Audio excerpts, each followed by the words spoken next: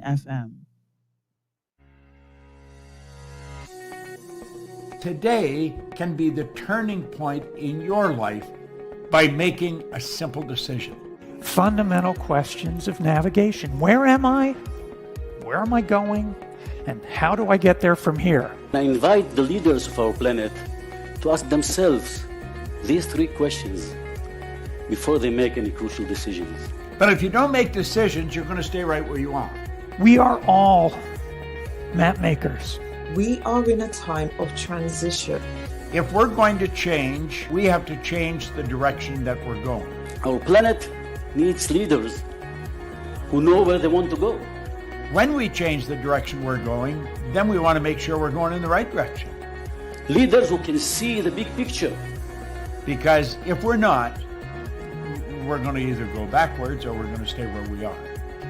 Recognizing the psychological and the spiritual shifts and changes that need to be made, often from the inside to the outside. To be able to shape your future, you have to be willing and able to change your paradigm.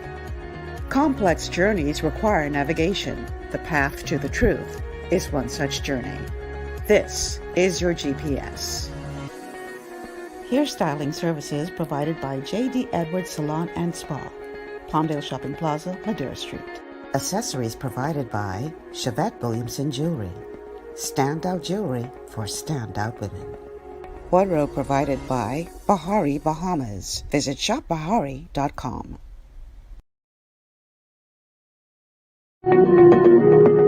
And good morning, everyone. Welcome to GPS Global Paradigm Shift on Glory 93.9 FM. I am your host, Michelle Malcolm.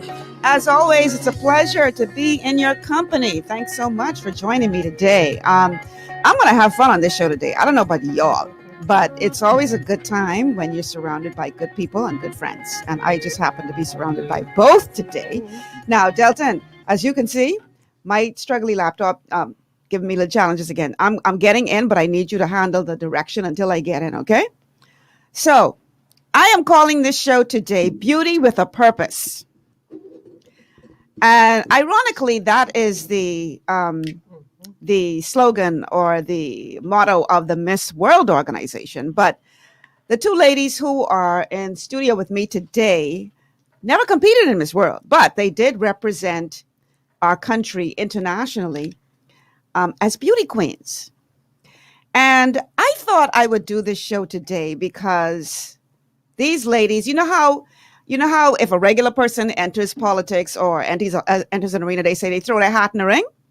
Well, these ladies threw their crowns in the ring. I like that.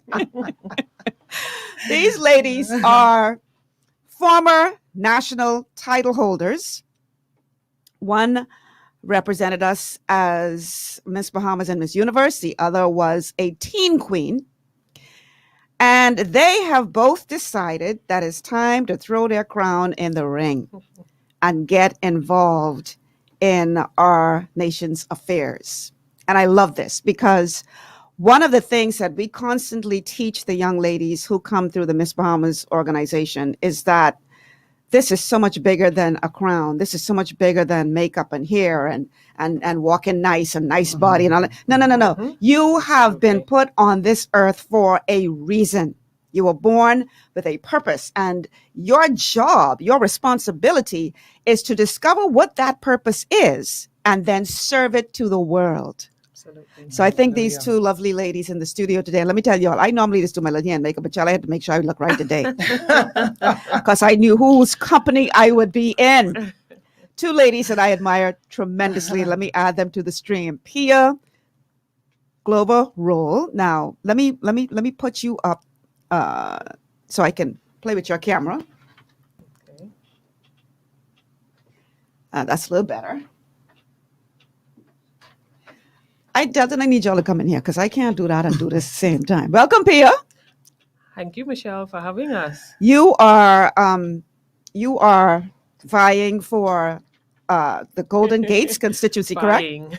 Huh? You're such a pageant girl. Vying. Yeah, right? That's pageant terminology. Yeah, So I'm yeah. going to stick with that. Yes, I am vying I am the candidate, and I'm vying for the constituency of Golden Gates. Okay. And fortunately, I'm running against a man, so I think I'm going to win.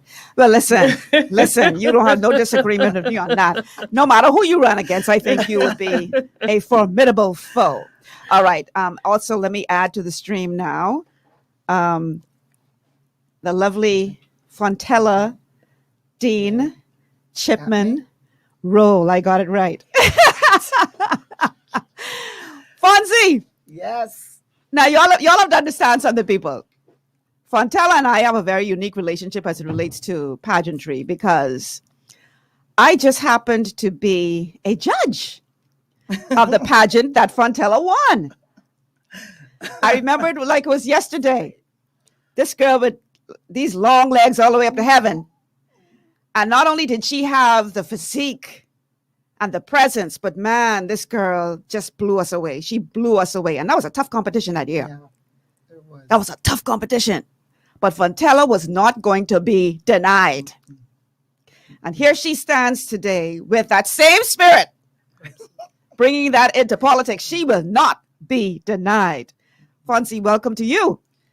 Thank you, Michelle, and welcome to everyone. Good morning to everyone. And with that, I always have to give thanks to my great God Almighty. Amen. For giving me this opportunity to speak to your people once again, Lord God. Lord, and as we commune here today among sisters in pageantry, among sisters in our focus on what we want for this country, I ask you to honor our words, God, for you know our hearts, Lord God. Direct us in the path that we may go and make great movements in your way, Lord Jesus, for this country that we have done in our pageantry, and we have moved among your people and inspired and encouraged. Lord, let us do that in the way that you see fit to make this transformation in our country. I ask this in Jesus' name. We pray. Amen. Hello, Bahamas. All Thank right. you for that great introduction, Michelle. Thank you. And you're right. We For do have a invoking. special relationship. Yes, thank you for invoking the presence of the Holy Spirit. Hallelujah. Always important.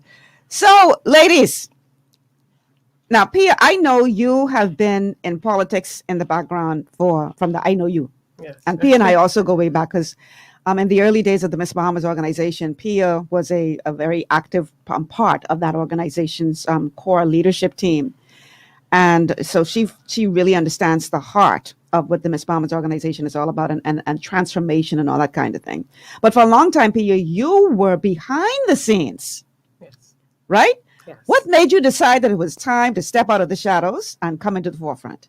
Well, I say that it's time for us as women to lend our voice to the conversation of leadership in politics, because we're involved in leadership in all facets of society. Right. But it's important that we speak in equitable numbers in our political realms, because we represent as females the largest demographic of the population, but it's not it's not as balanced in political leadership. So you see that the international benchmark for women in leadership is 30%. We're not even there yet in the Bahamas.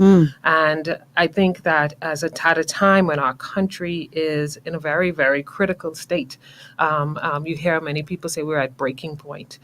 This is when the women step forward, because we always lend our voice to the social conversation, the family, the community, youth, equity, mental health awareness, disability inclusion. These are the things that you find innately women would speak to and have an understanding about. And when we talk about now adding our voices legislatively as leaders in the country, I think it can't be a more critical time than now, when the country is looking for hope, when people are looking for restoration of dignity. And this is what we do as women. Spoken like a true beauty queen, if I may say so. Fonzie, same question for you. Why now? Well, unlike Pierre, I was never involved in politics. I know. Never. Honestly, it was the furthest thing from my mind. I think a lot of people remember the time that I went to Parliament, and that was what I may call my initiation into this road, because it stemmed from, of course, finding out about my family's history and the injustice of my great grandfather, property and land that I felt that was not, how can I say, the injustice that was done to my grandfather, John Chippy Chipman, and his siblings. And that led me to the House of Parliament because I understood, Michelle, because of what happened to the Chipman family, there was a need to expose that our governments are not doing right by our people. The Chipman family could not be the only family that this is happening to. Right. And as I did that, I was exposed to so many other things that made me have a disgusting feeling in my stomach in the terms of the future of my country. Because if this has been happening all these years, for us to move now to the place where God has for us, we have to speak truth to change. So that was my direction into politics. So I believe God led me here because of my voice. Everybody hear my voice and they could recognize that voice. So he's using me in that platform to bring about a change in our country. So, ladies, Fontella and I were on a platform last evening. There was a conference called Gather the Women, and both Fonzie and I were invited to bring short greetings, short congratulatory or welcome greetings to that body. And there were some very interesting presentations made, but the general core of, or the theme of that conference last evening was that women have to come together because we really do need to make our voices heard. We really do need to get involved in making the change that we seek to see in our country. But for a long time, we as women have been our own worst enemies. We fight against each other. We vote against ourselves. There's this degree of distrust when it comes to, relationships between women. So, in your view, what do we need to do to turn that around, to flip the switch, to change the narrative as it relates to women not being able to work together? Well, I think, Michelle, if Fonzie would allow me, it's important that we reach back, if you want to say reach back, and we pull those up along the way with us. And that isn't only for women. I feel sometimes that as women, and I'm sure we've all experienced this in our lives, in our careers, sometimes we tend to forget those that have been with us in the trenches. I feel that is one reason. I think there are a myriad of reasons, but I think that's one reason why women tend to have that sort of, if you want to call it jealousy, envy, because they feel at times that, the other woman isn't going to reach back and pull them up. Gotcha. I think it's important that we work in a spirit of inclusivity. No man is an island, and definitely no woman. I think it's important that we also speak to, in that inclusivity, finding out what the concerns, the issues of our fellow women are, and working for the common cause.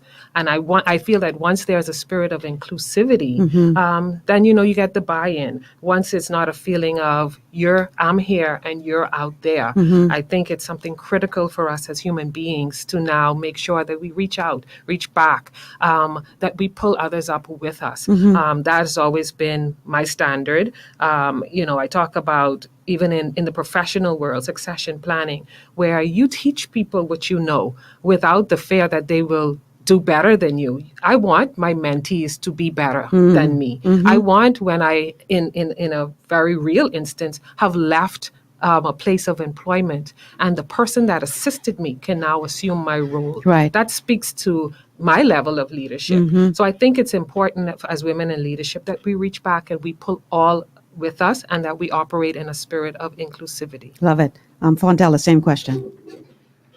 Michelle, they say the standard of a man is in his mind. And I believe that so strongly.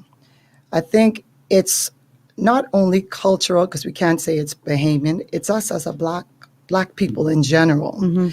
So when my brother and I, we have this saying, for they know not what they do. I strongly believe that spiritually, if we have been conditioned, and this is what we have been taught, maybe through our history in terms of through slavery, to understand that it's okay to degrade, to bring down, to pull down each other. Even as women, we do it on another scale, but in general, we have this sense that the only way we can make it up is if we pull down. And we have been, I think, bred with that negative spirit that we've come to believe that. And as a people, you see it on a large scale. Bahamians don't believe in Bahamians. We don't think that we have the ability. We don't think that we deserve it. For some reason, there's a reason for us, a way that we just oppress each other. And so when you say women, that's one thing. But as a people, we need to concentrate on why is it that Bahamians have this mindset that we are not together, that we are not on one course. We have that vision to do greatness. So even as I look at that and I encourage women, and we see it every day, I go through it every day, I must say, we need to focus on how we can change the mindset of our people. Let's start encouraging our young girls. Build the confidence in them we don't see them having any longer. Tell them how they're beautiful. That beauty with a purpose, not a purpose to get things, but a purpose to understand who they are in Christ. Right. You see, this mindset now, we're falling back a few generations. The mindset, what we have now, there's a disconnect. They don't understand their purpose in God. They don't understand where they're going. They don't understand even why they're here. So we have to come back and make that connection. Start infiltrating the minds of our young people. Say and speak positive things into their hearing. Let them understand that the possibilities for them out there is much greater than what they see in front of them. So we have to concentrate on shifting the mindset of our people. Once that is done, I'm telling you, as we build that purpose, as we define who they are in Jesus, we will understand that the people now, a whole generation will shift because they believe in themselves. And of course, when they see themselves in others, and that respect on how they treat others develop now the nation that we want to be in. Now, Pia, you touched on it. You touched on it earlier when you talked about the 30%. I mean, this old boys club in this Bahamas, I quite frankly am just so tired of it. And a lot of political leaders, parties have given a lot of lip service. Oh, women are important. Oh, we need women. Oh, we're going to have more women, at the table. And yet, when the opportunity comes to display that support, they are wanting. I'm sorry, they are wanting. So what do we as women need to do to break that glass ceiling? Because I always say, nobody's going to give up privilege. You have to take that from them. Definitely not. Right? Yes. And I'm sorry, fellas, but y'all have been privileged for a long time when it comes to leadership. And so I think it's time to shake up the apple cart, to disrupt this all boys club. But how do we go about doing that without appearing to be, as people always try to label strong women?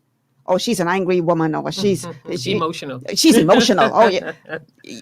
How do we go about shaking that apple cart I think up? it's happening, Michelle.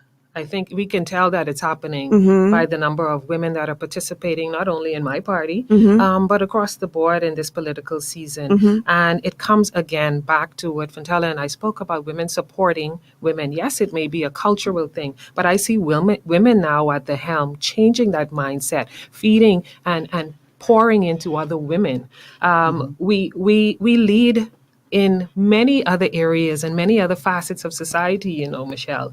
But I think as women, we have been afraid to step into the political side because of the gutter politics, because of the slander, because of the lies and fake news. So it does take a strong woman to stand politically, because she puts herself out there on a pedestal of public scrutiny, whether it's real or contrived. And as women, we're still women, we're still human beings, we still have feelings and emotions, yes. So that is where I think there's been this apprehension in the past, but now we've had enough. Now we realize that we have to get in there and get stuff done, and we have to, in that regard, sacrifice. Maybe we have to put ourselves out there. We have to take the step forward. We can't any longer sit by the sidelines and what they say, answer when we're spoken to, wait for our name to be called. We have to stand up and shout. And again, I go back to where we are as a nation. We need the nurturers. We need the women who will step forward and assume the roles. And I think the ceiling has been broken. I think we are slowly but surely making an impact as women, where we are inspiring others. As I go door to door, I hear young women say, I can't believe you're doing this. You're making me want to look at what I can become in the political world. For decades, women have been the backbone of political organizations. And maybe in those days, we felt, like I say, our role was in the back, but now women have understood that. Now we're understanding that we've studied, we've shown ourselves approved, we've led everything else except in government, and now it's our time. So I think the glass ceiling is actually shattered already. I must agree with Pia. Definitely. It's about to fall. It's about the to cracks fall. are in there. The cracks are pressure. in there. It's about to fall. Okay. But let's not, let's remind ourselves that women in politics, we have had strong women in politics. Yes. For some reason, the system tends to hold them to a level that they cannot seem to would you say, break that glass ceiling, because you have people like Ms. Boswick, Janet who was Boswick. Speaker of the House. Yes. We have even had a woman Prime Minister at one time, Mother Pratt. Acting. Deputy Historic. Prime Minister. So we have to understand that the women have been there. Women like Glenys Hanna, who I respect highly in the House. They've been there. They've been advocating for the change in this country, the family, the children, and yet something just seems to hold us back. Something is holding us back that's not allowing us to mature to the levels that we need to in the House of Parliament. As a woman coming into the House right now, I really don't know what God's joining or his vision for me is there, but I know that I have a voice that will like you say, not be denied. And I think as Pia mentioned before, as more and more women put themselves forward, because of fear, just like she said, the fear to be scrutinized, the fear of people reminding you of where you were, not understanding that they too themselves have been in maybe precarious situations, but you have grown and you have seen situations. Hence, that's why I'm here, because no matter what it is that I've done before I knew my Lord, you cannot remind me, and you cannot put me there. Now I am on a platform to make a difference. I have decided that I will move forward no matter what the scrutiny is, because we cannot afford it. Another generation cannot afford us, the women, sitting back and letting it happen. And as Pia mentioned before, women are the backbone. You go into these major corporations, who lead them? Women. You go into these major organizations, who lead them? Women. Michelle, what I want to get across is that you don't have to be a woman doctor or a woman lawyer to feel that you can be in this position as a politician. You have mothers who have ran their household, who have managed their household better than our leaders in our country manage the country. So you, as a Bahamian woman, you have the ability to step up in this position and lend your hand to manage this country, just as you've been managing your household all these years. So don't be afraid of this challenge, and we are going to have to do it together. I think our major issue is we don't believe. My brothers say, dare to believe. And that is a powerful statement. Sometimes we negate ourselves. I don't think I can do that. Who's to say that you can't? And that's where I think women have fell down. I think we know we can't. Now, do we believe that we can do it on that scale is another thing. Yeah. Yeah.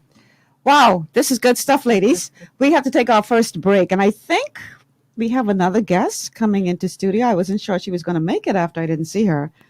But if that is, in fact, who is coming in, then we're going to introduce her on the other side of the break. But this is GPS. We're talking to beauty queens, former beauty queens who have decided to throw their crown in the ring because they see some work got to be done. And who better than a beautiful woman to handle it? So we're going to be talking more to these former beauty queens turned politicians on the other side of the break. But we have to pay some bills. So let's go, give our sponsors an opportunity to be heard. And then we'll be back with Beauty with a Purpose on GPS.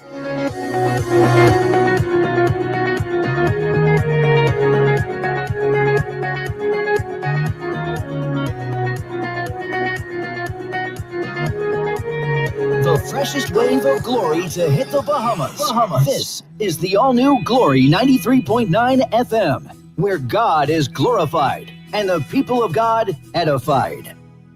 Located on Carmichael Road, Divine Designs Hair Boutique is a haven for women and men looking for professional beauty services. Our state-of-the-art and contemporary equipment creates a relaxing ambiance for you to enjoy while we cater to you. Need a hairstylist? We cater to all types and textures of hair for care and styling. We even have a barber on duty. Need a nail tech? Our technicians provide a range of nail services, including the latest trends. Unwind in one of our massage chairs while you get your pedicure. With our reasonable rates, friendly staff, and over 20 years of experience, you will be in great hands. Call us at 823-1669 or 698-1025 to schedule your appointment. Want to be pampered? Want to be slayed? Let Divine Designs make your day.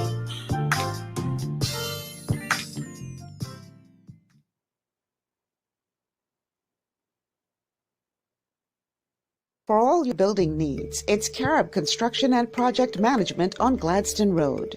We build it all: schools, homes, hotels, and more, including structures requiring a Phase 3 electrical contractor.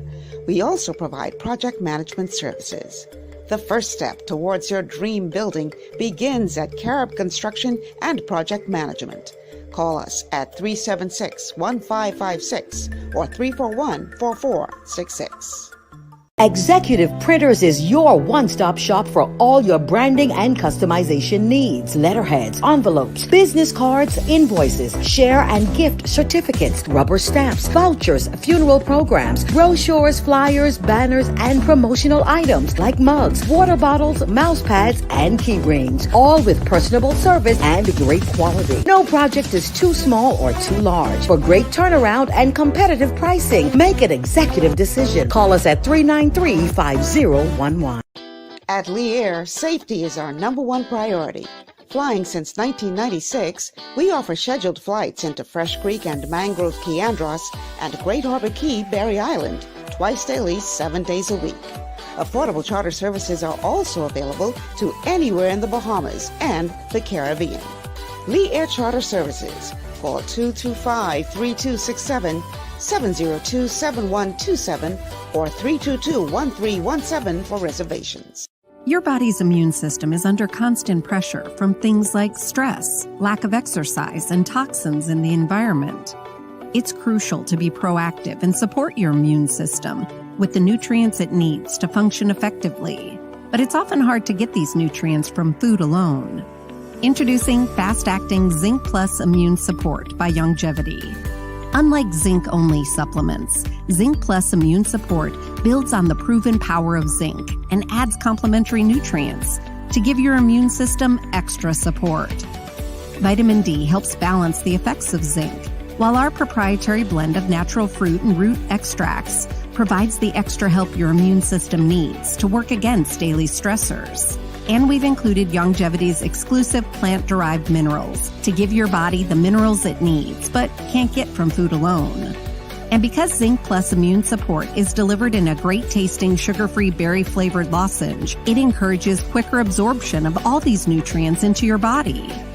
Zinc Plus Immune Support zinc, plus the extra support your body needs to promote a healthy immune system. To learn more, contact your Longevity associate. This portion of GPS is brought to you by Alive. Alive. Believe in best. And by Tropical Gyros. Not just good food, it's an experience.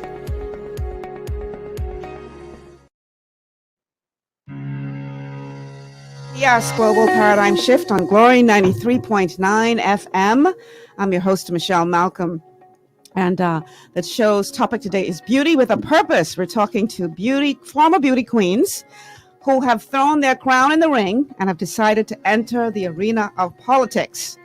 Because as they know, as beauty queens, you're trained to understand that you have a responsibility. And they figure it's time to get involved. And so we have on the show today Pia Rolle, who is the Progressive Liberal Party's candidate in Golden Gates. We have Fontella, Dean Chipman Rolle, who is an independent candidate. Which constituency you in, Fonzie? Fort Charlotte. Fort Charlotte. Mm-hmm. And just joining us is a former Miss Bahamas, competed in Miss Universe. And she is the representative for the Coalition of Independence. Richa, which constituency are you running in? Kalani constituency. And you were Miss Bahamas in what year, Richa? 1993. See these women in here, right?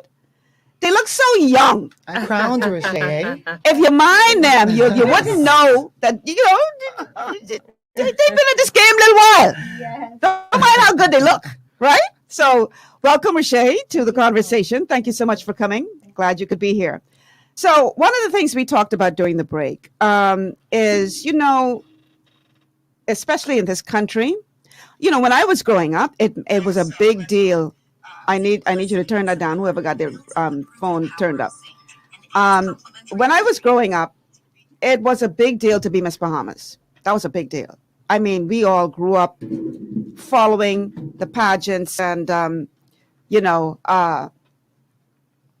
wanting as little girls to be like Miss Bahamas. And, it was a very inspirational thing when we were growing up. And for some reason over the years, pageantry sort of lost its luster and started to, I'm trying to be very diplomatic how I say this. You want me to say that? Yeah, because I try to be diplomatic, right? But it lost its luster to the point where there was this stigma attached to pageantry. Oh, only dumb girls is going pageants. Oh, pageant, you interested in pageants? Only stupid girls is going. You know what I mean? And actually, that's one of the reasons why I decided to start the Miss Bahamas organization, because I was so distraught over what I saw happening to pageantry in this country. And I remember talking to Pastor Miles about it, complaining to him about it, chewing off his ear about it.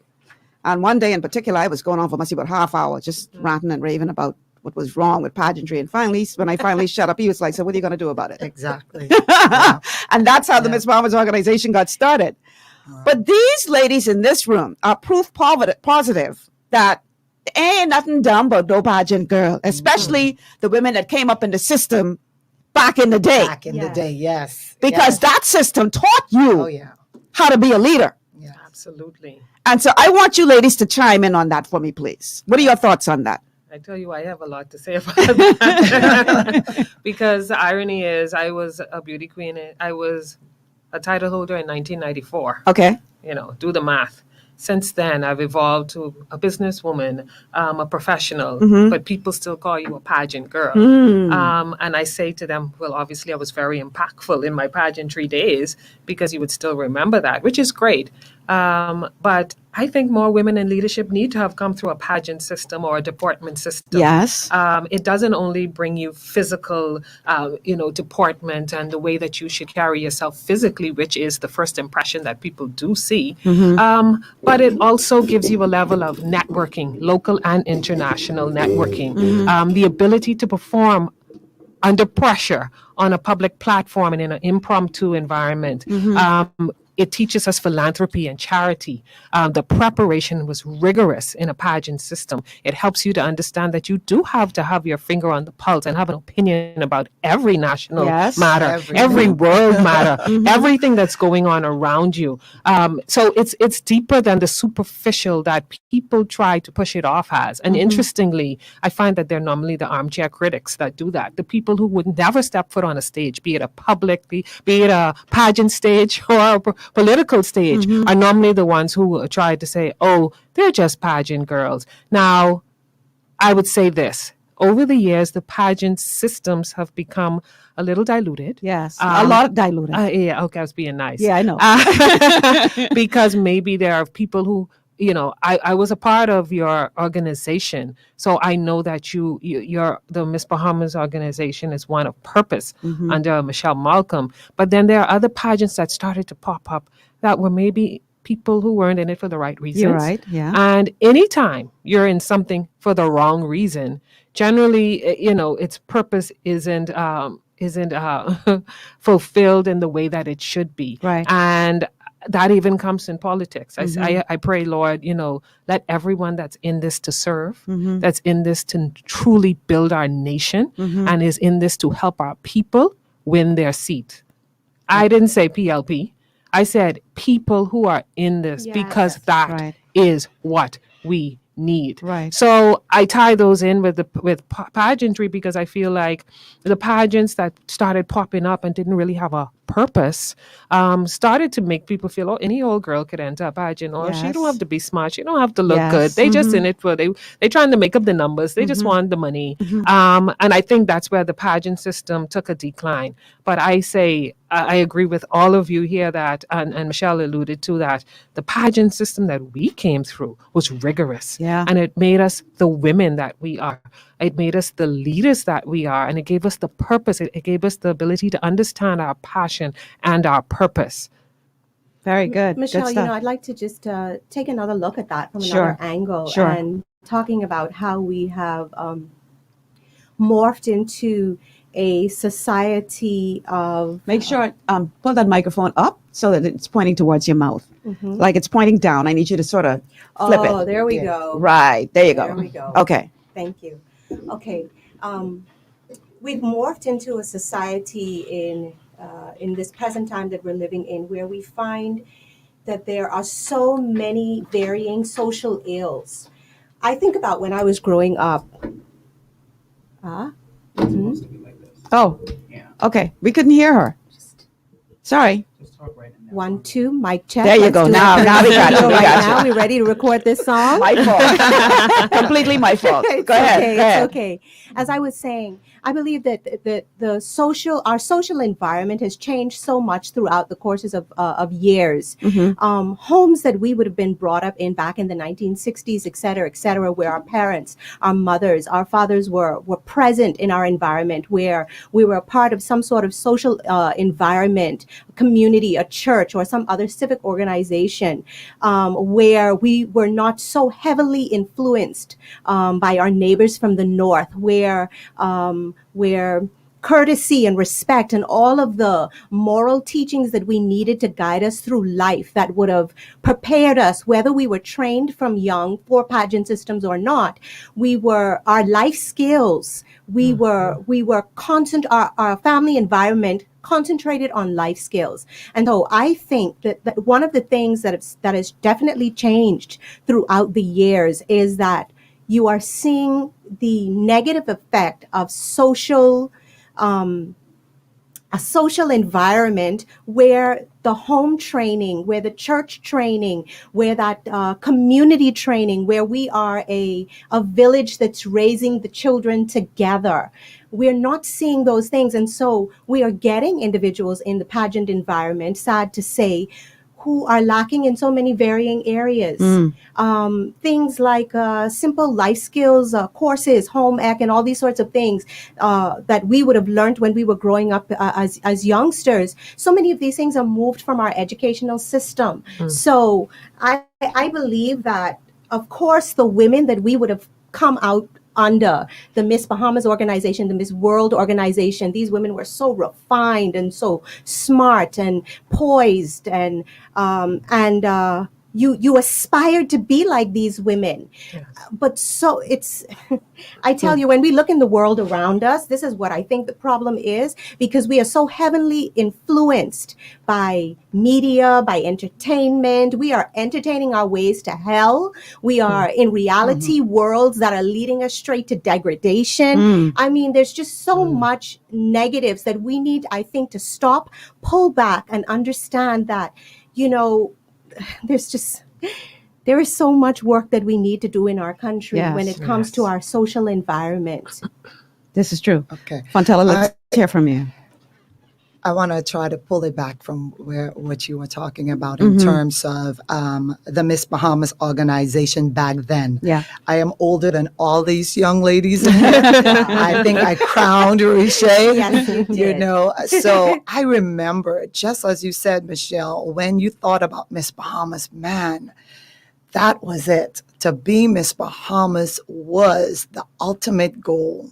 And for a young girl coming off of East Street, and as we call it in the ghetto, in the over the hill community, for me to push for that was like, it just seemed like it was so far away.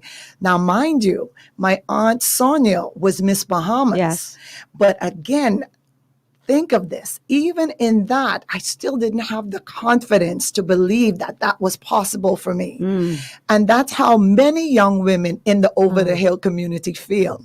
I remember my brother saying, you should enter Miss Bahamas. And I'm like, man, I ain't ready. I ain't into that. I ain't into this. Because the fear of thinking that I was not the caliber of girl.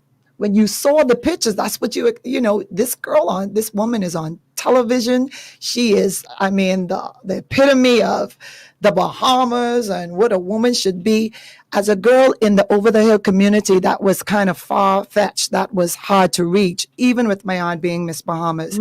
So for me, I even take a different stand on women coming into pageants. Sometimes we want these young girls come into pageants looking perfect. And I know there is a standard. But like I had to tell someone today, the mere fact that a young girl walks in that place and says, That's a courage. I want to be this. That's a courage. I need you to groom her in the way she needs to be. Don't deflate that young girl who's believing. And for me, as going into Miss Bahamas, I was told straight out that I will not win. I was told we need a white girl to win Miss Bahamas because the black girls are not making it.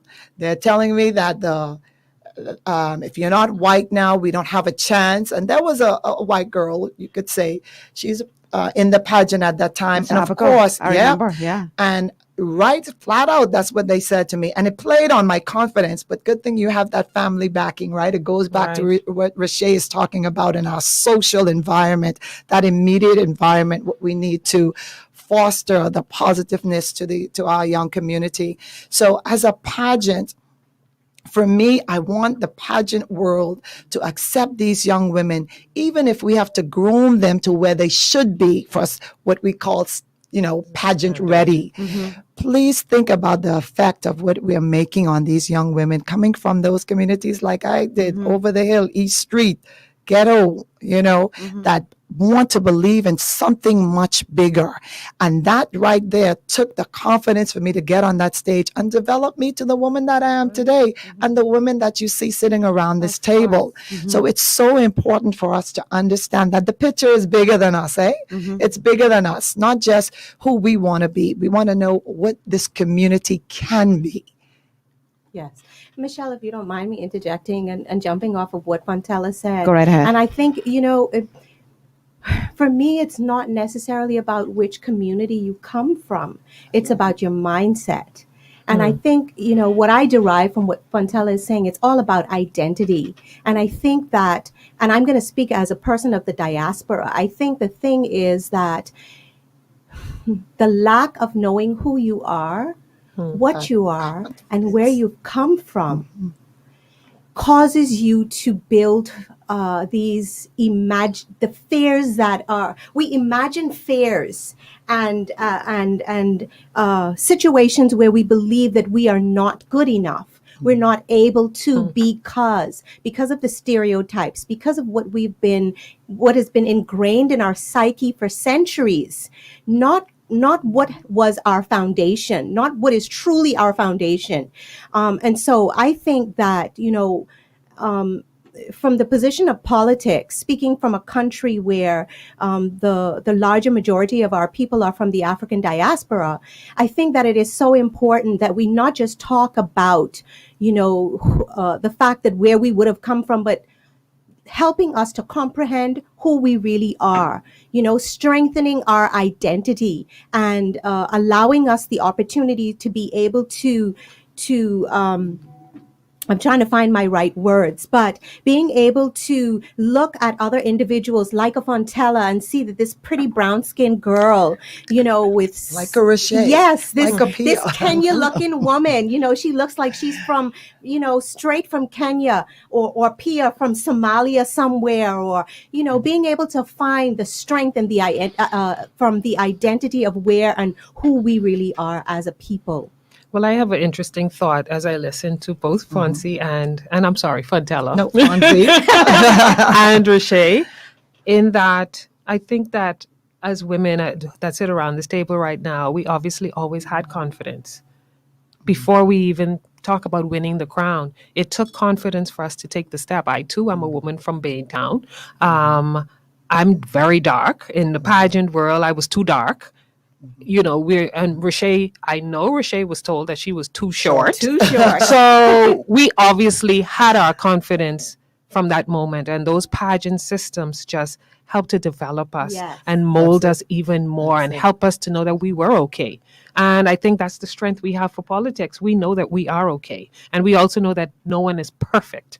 And that's something I like to say the electorate needs to remember. We're all imperfect beings. Yes. But it's important that we have the confidence as women. And this is what I encourage all the young women, to all the women I mentor, to ensure that first and foremost, you know who you are. Like Richa says, we have to have identity has to be intact in order to do this, because the world, the social media will tell us that we're all sorts of things that we know that we aren't. So unless we know who we are as women, as individuals, as leaders, that's the first step, I think. Go ahead. No, go ahead. And that is so powerful what Pia said, and Richa, it's believing in ourselves. That's to find that identity of who we are. And I don't believe that our children understand the magnitude of knowing who they are. The power in that is really profound. So as we move through, even in this political arena, we've been doing it for years. Pia, Richa, every day I see Richa doing something. It's important for young women to see us in these positions as women of godly women, powerful women, confident women that they can aspire to be. And even in this political forum, as we step forward into a new dimension, I believe that the generation before, even my generation, it is so different now. It is so different now. Back then, I was battling with one thing. Now, like Richa says, we are so exposed to so many other things.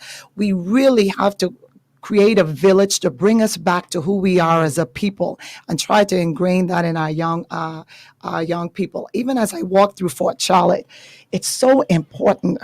Wow, as you speak to the young mothers, because most of them are young mothers, and you see the concern on their faces, not for themselves, but for their children.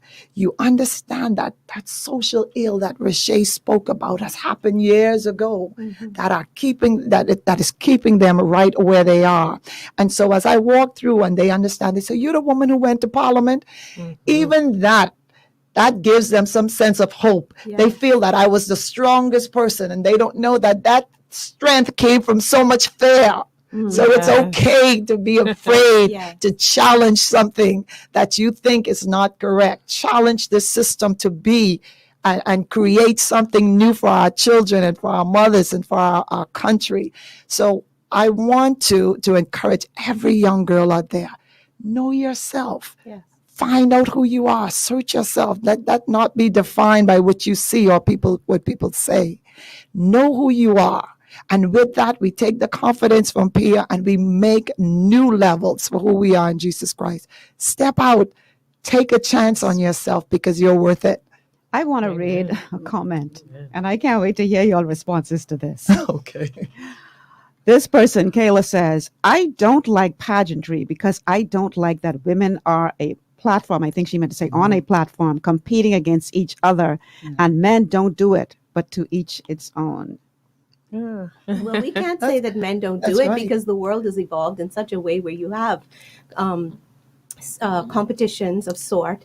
And I think once we remember that it's competitive, you've got sports, you've got academics, you've got the beauty world, you've got so many areas. It's all competitions, life. You know, I think about the scripture that says iron sharpens iron. Yes. And so these environments are for sharpening. Yeah. And like Pia would have said, pageantry is not the end that the individual sees when you come on this when the audience is there. Yeah, curtains open. That's just the icing on the cake. That's just the icing on the cake. There have been weeks and in some instances months training, rigorous training. I keep telling people, you know, I tell my daughter, you know, going to Miss Universe, you think that it's all glamour and glitz and all of this. You're in a 9-to-5 job because you're representing your country as an ambassador. 9 to 5, you're in a rehearsal. You've got not an hour. You've got a short period of time for lunch. Then when you're finished with that 9 to 5, you've got events and other, you know, places that you need to be and go to represent your country. So but isn't pageantry, when we reflect, isn't pageantry so much like politics in that that's exactly what I am thinking. Your schedule starts in the morning. Yes. You have to do this. You have to be here. There's a moment to grab a bite. Then you have to be there and you have to be flawless and you have to be on point when that microphone and that camera goes in your face. And to me, it's all the same. Pageantry is just like politics is a competition. Yes. The only difference is with the pageant, your prize is the crown and representing your country for the year. And this, your prize is going to the House of Assembly and doing the work. It's a competition. But that's why. Go ahead, Fonzie. You go ahead.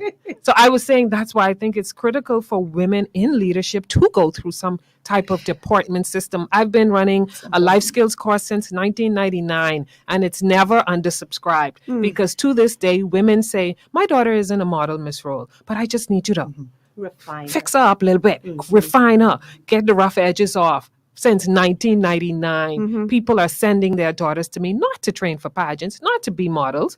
In some instances, the majority of the instances is to make her a woman or to help her to be refined as a woman who's confident, who's able to stand out and step out and have that je ne sais quoi that everybody, you know, that sometimes the armchair critics don't like, but it's something about it they admire. The it factor. Yes, definitely. And to that person who commented, they have men competition. There is men pageants around the world. Yes. My cousin Fontella Chipman won. Cheyenne Chipman. It was my organization that sent Fontella to Mr. World, by the way. Right. You know, so they do exist. But what I would like to say is that when we think about pageantry, and she referenced competition, life is a competition, Michelle. It prepares you for life. Is a competition. That's the point. Regardless how you look at it, life is a competition. It's how we now work with what we have, how we push. Every day you're competing with someone else. Now, pageantry for me just taught me how to handle that a little bit better. Taught me how to approach that competition now and how to reestablish myself better than my opponent. The same thing, like Pia said, in politics, we're doing the same thing. On our jobs, we're doing the same thing.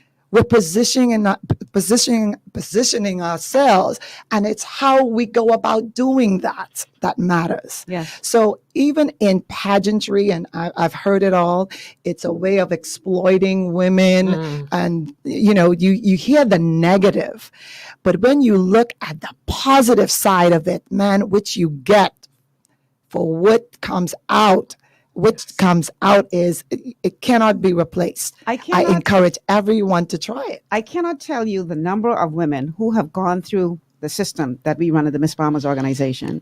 Different ladies, right? They come in one way. That's right. Different ladies. And they leave completely different. Michelle, I have to remind you of DeAndrea Conliffe. Listen. She came in as a rugged, tough, athletic tomboy, and she left as the queen. But not only that, and we ended up calling her chiffon or catch, something like that, because she had softened so much. But not only that, she was so painfully shy when she came to that competition. Yeah.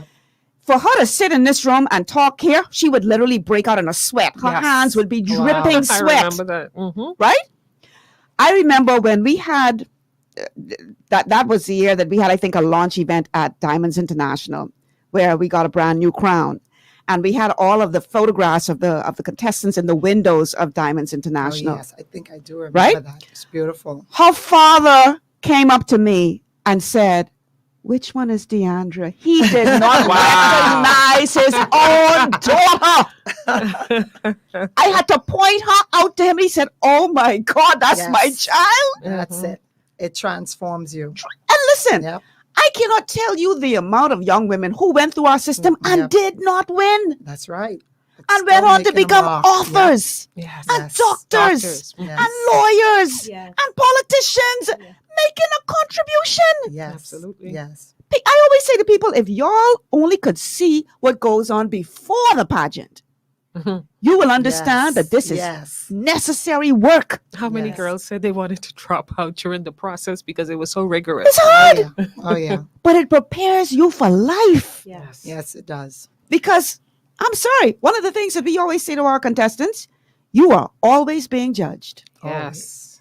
Every time you step out of your house, you step out as what you say you want to be. You are in this competition because you say you want to be Miss Bahamas. Every day, if you going to throw in the garbage, you better throw in the garbage as Miss Bahamas. I think we tell our daughters this now. Right? Yes. Because you don't know who is going to drive by and see you dragging slippers with your house coat and curlers in your hair. And then that person got to sit in front of you as a judge and say, wait, you're the same when I see you under the garbage looking like that?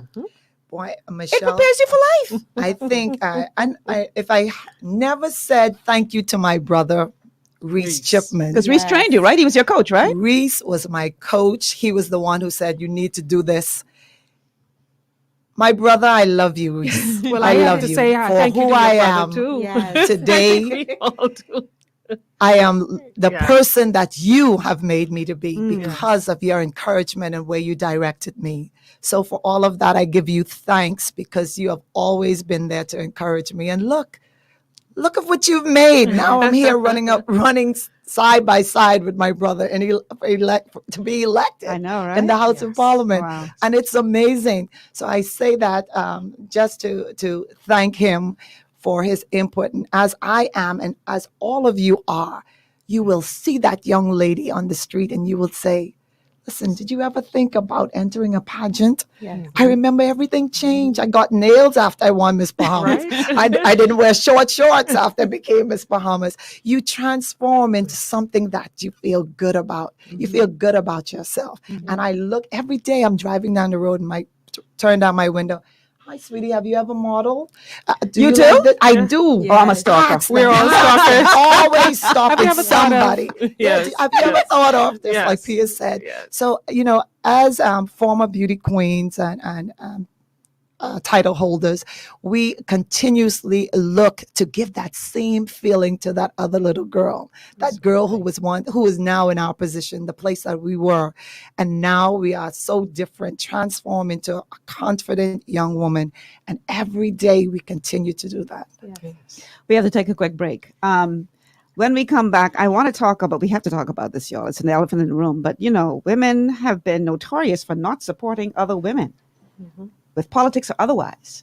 we got to talk about how we break that cycle on the other side of the break. So stay with us. We're talking to former beauty queens turned politicians on this GPS, and we're going to continue this conversation on the other side of the break. So stay with us as we take this break, and we'll be back in a few minutes after these words from our sponsors. Awesome, ladies.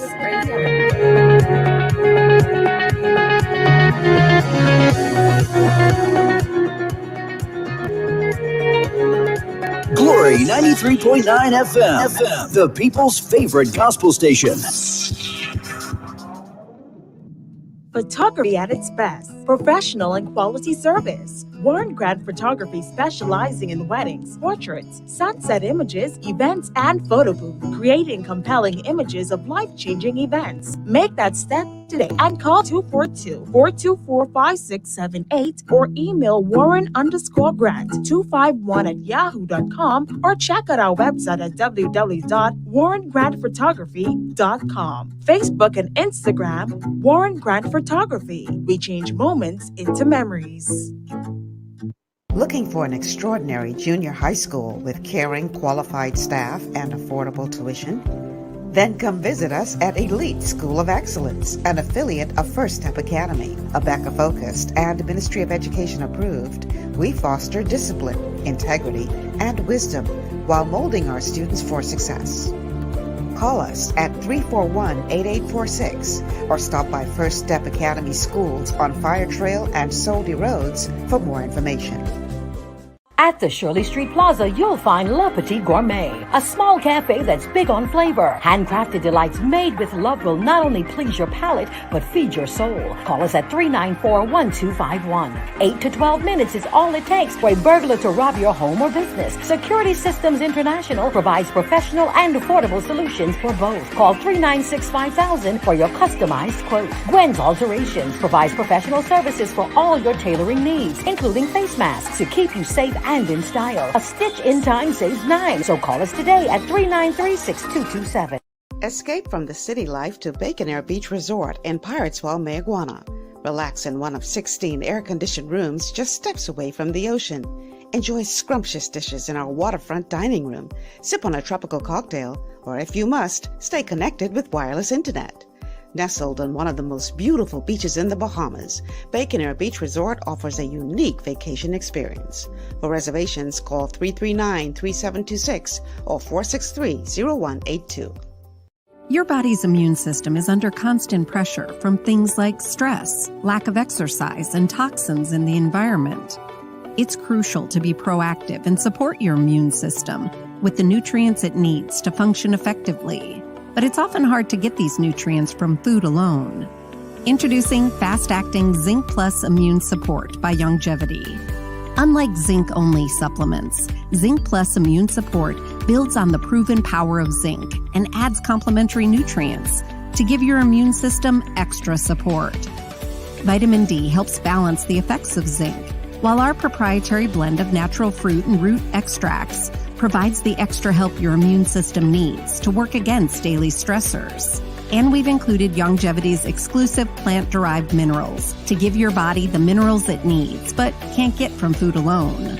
And because Zinc Plus Immune Support is delivered in a great-tasting sugar-free berry-flavored lozenge, it encourages quicker absorption of all these nutrients into your body. Zinc Plus Immune Support. Zinc plus the extra support your body needs to promote a healthy immune system. To learn more, contact your Longevity associate.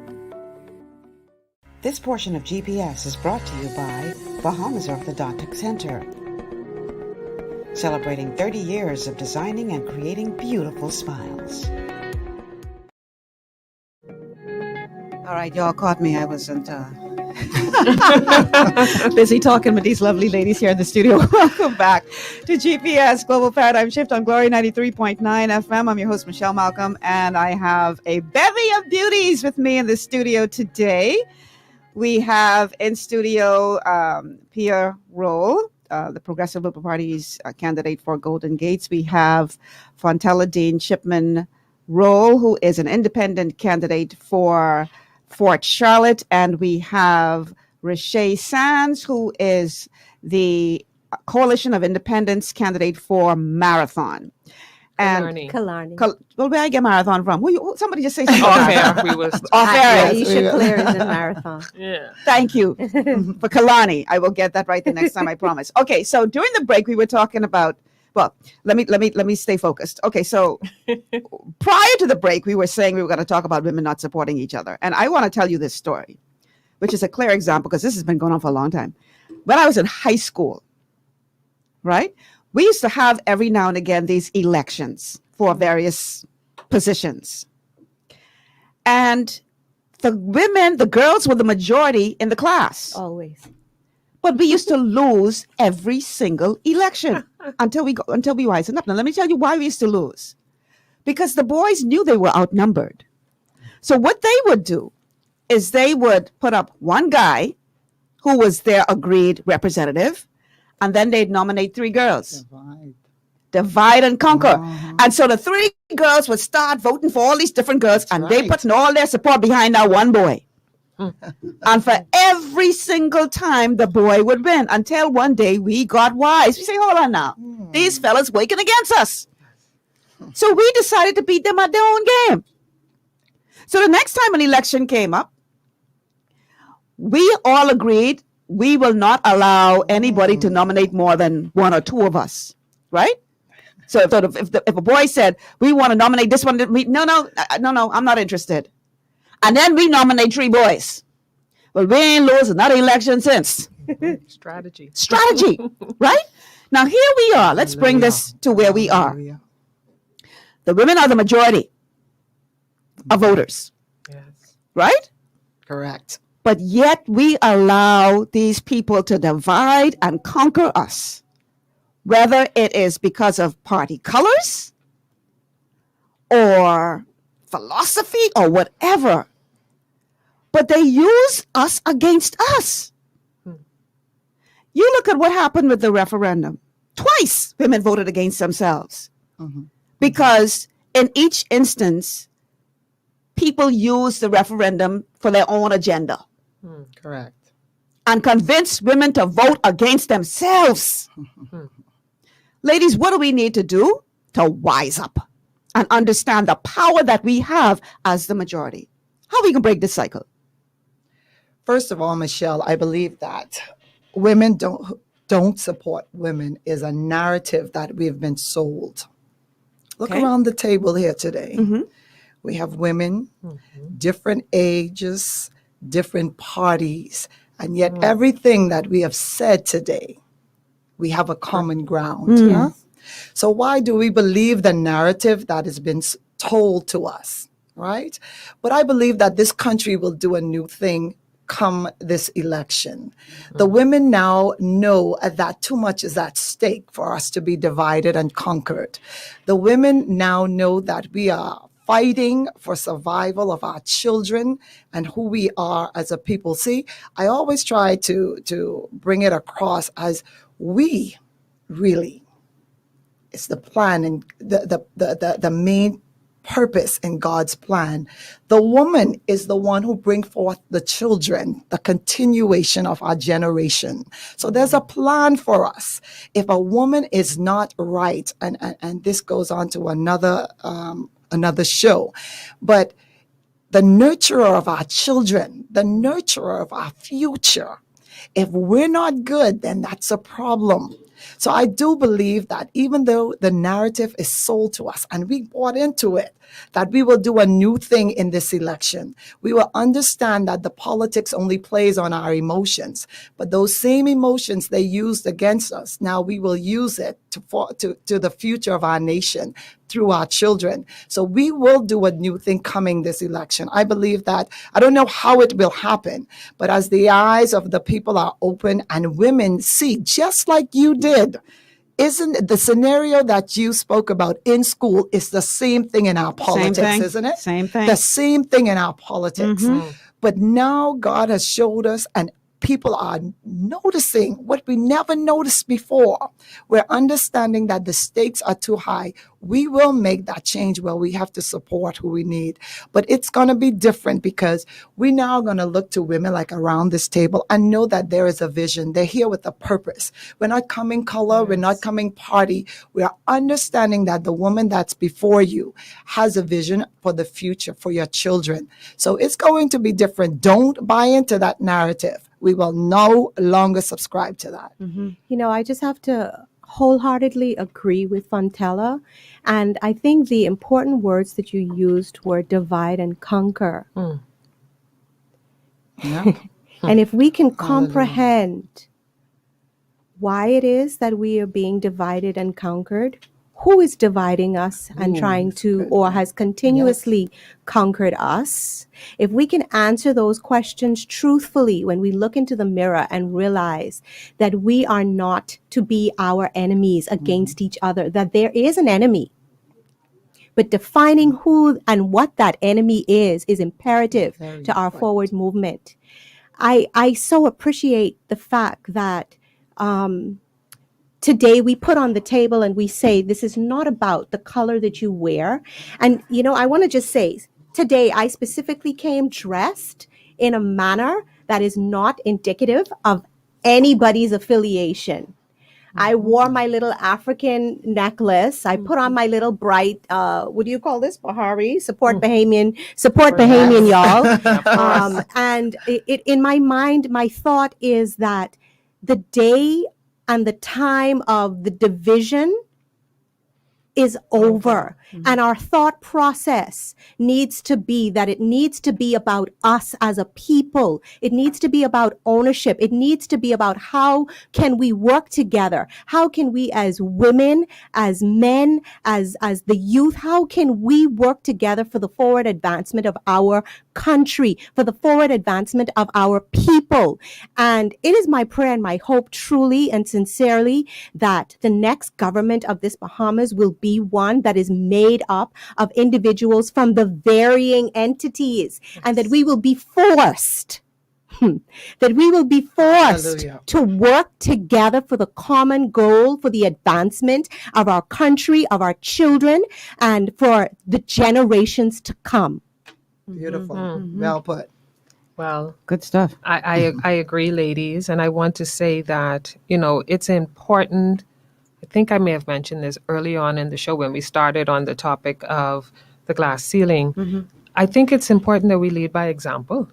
So we can't watch what every other person is doing. We should decide in ourselves, I am going to be the change. Right. I am going to pull other Yes. women up. I'm going to bring other women along. I am going to include other women. And in some instances, when you do that, you make those other women uncomfortable because they're not quite used to that. And it feels strange and it feels awkward. But if you kill them with kindness and you kill them with love and inclusion and yes, I want you to be a part and this is your strength and this is your strength. And if we all come together in a cooperative, we can make this happen. Yeah. So you just have to determine that you as an individual, as women in leadership, this is what we're going to do. People are watching us. People are watching us in Yes. everything that we do.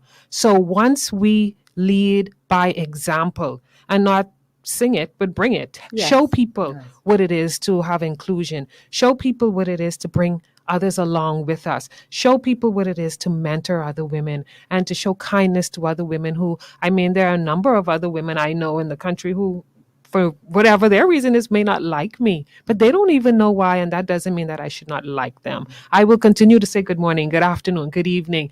How can I help you? I will continue to be kind and kill them with kindness. I have a saying that says, I'm not going to let your inferiority complex make me think that I have a superiority complex. No, you have to become confident, glean some of my confidence, because I'm not going to be ashamed to be confident.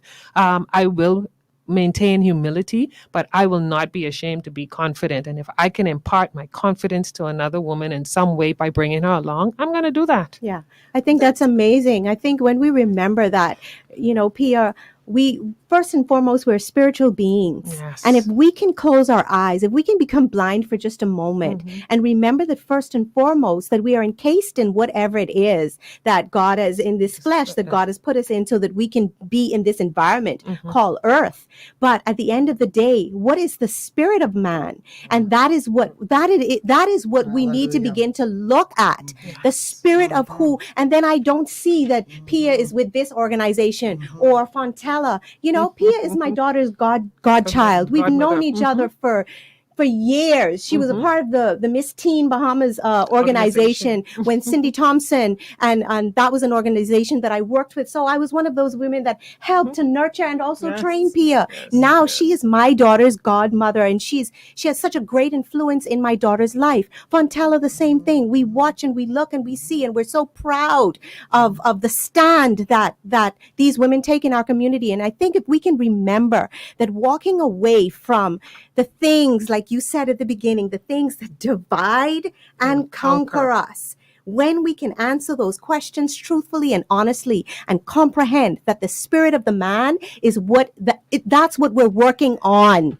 It's the spirit of the man that then when the spirit of the man is fixed and right, then we can see it in the flesh and the world becomes a more beautiful and better place. You know, listen, that is so powerful right there. The spirit of a man. Change that to the spirit of a Bahamian. Yes.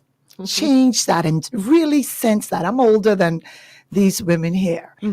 Right? I can call you mommy. We're not talking about age today. But the thing is, right? I go back to those days that we were just who we are talking about. That Pia mentioned.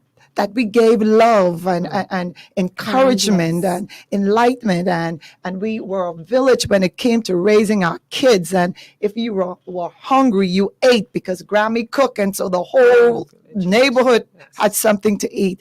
This is where we are. Go back to the spirit of a Bahamian, a true Bahamian. Where have we lost that? Where is the disconnect? Yes.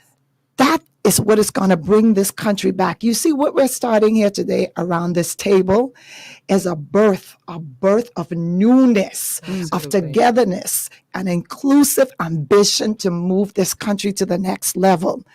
Different parties, but that vision, that passion to move this country where we know it should be, putting aside all our colors, putting aside all our differences, because we want to come together and make sure it is what it is. So today it starts.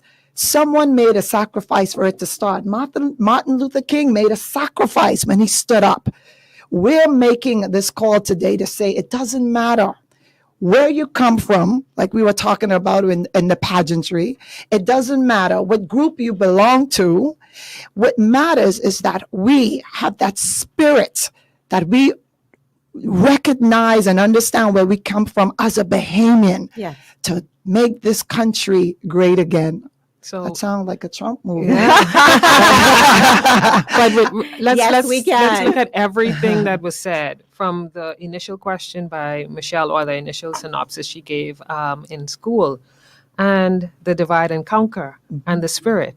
So are we to think now that, and this is just me thinking aloud, that's the strategy that they want. No, they want to put us women against each other right now. Of course. This is high school all over again. But it's up to us to see it, recognize it, and pivot from it, or to fall into the abysmal trap of being divided. Yes. And see, it's important. See, it's, boy, I tell you, thank you, Holy Spirit. We have to understand too, even when I'm on the campaign trail, and someone says something negative about the person I'm running against, I never encourage that. I always try to find a way to encourage and say good things. Yes, I that's my opponent, but we got to get out of this mindset that we have to bring each other down in order to promote ourselves. No, that's not it. We have to understand it. That's where it starts right there. we have to encourage each other. If we can, the old saying, if you can't say something good, don't say nothing at all. Hold your And tongue. hold your tongue.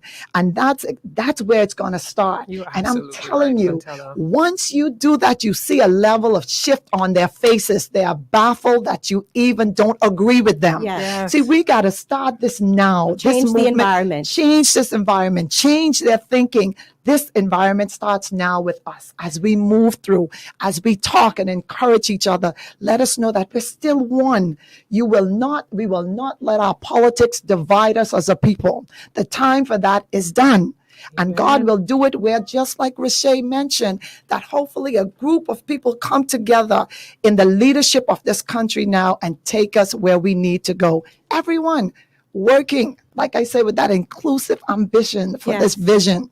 One of the things that Pia brought up during the commercial break, and I promised you were going to talk about it during on air, was that if you look at all of the candidates that are seeking office, the majority are women.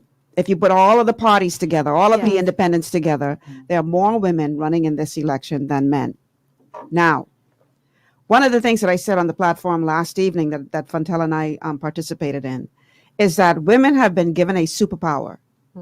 And that superpower is influence. Yes. We have the power to influence. Very true. If we are the majority, could we not influence this so that we truly change this narrative of, what we talked about earlier, politics is a dirty game and you don't want to get in that. And do we not have the power to change that, to flip that switch? Michelle, most definitely we have the power. Women are the incubators, like Fontella would have said. We are the ones that we carry we are given that seed, we take it, and it grows in an environment. We nurture that, and we everything that we touch, everything that we take in our home environment, in our work environment, et cetera, every area and facet of our lives, women by far and large, we're looking at how we can advance and make something better. You give us the raw ingredients of whatever it is, we take that and we throw that in that pot and we make some good pea soup and doughboy, whatever it is. Or you give us, we have hot dogs and we've got 10 children to feed, and by some means or way, we're able to take whatever it is that we have and make it work. So I do believe that, and not only that, women come with that sense of emotion.